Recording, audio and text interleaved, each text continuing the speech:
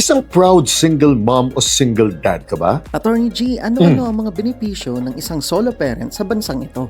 Isa-isayin natin ito. Una, definition of a solo parent. Ayon sa RA 8972 at RA 11861 o ang Solo Parents and Expanded Solo Parents Welfare Act, isa kang certified solo parent kung una, isa kang widow or widower o namayapa na ang asawa mo at naiwan sa iyo ang mga anak ninyo. Pangalawa, isang OFW ang asawa mo at isang taon nang hindi sumusuporta ito sa anak ninyo. Pangatlo, kung physically separated, legally separated, legally annulled, or legally divorced na kayo at 6 na buwan nang hindi sumusuporta ang ex mo sa anak ninyo. Pang-apat, kung biktima ka ng domestic violence at nakakuha ka ng protection order laban sa partner mo. Panlima, kung nakakulong, baldado o may kapansanan na ang asawa mo at 6 na buwan nang hindi nakakapagsuporta ito. Pang-anim, kung single parent kayo at pinili mong palakihing mag-isa ang anak ninyo. Pang-pito, kung legal guardian kayo o may legally adopted kayo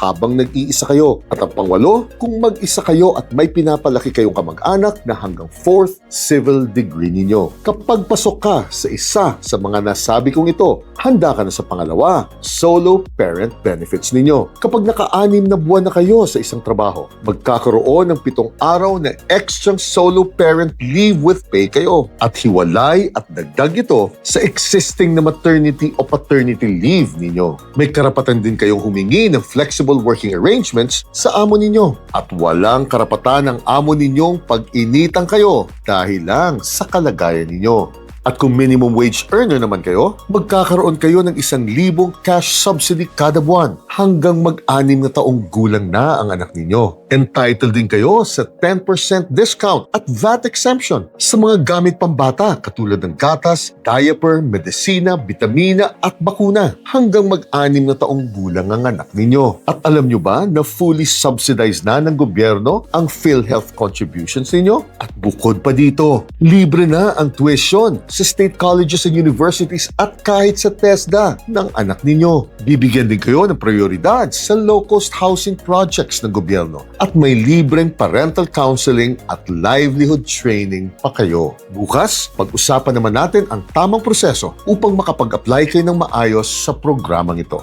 Chine.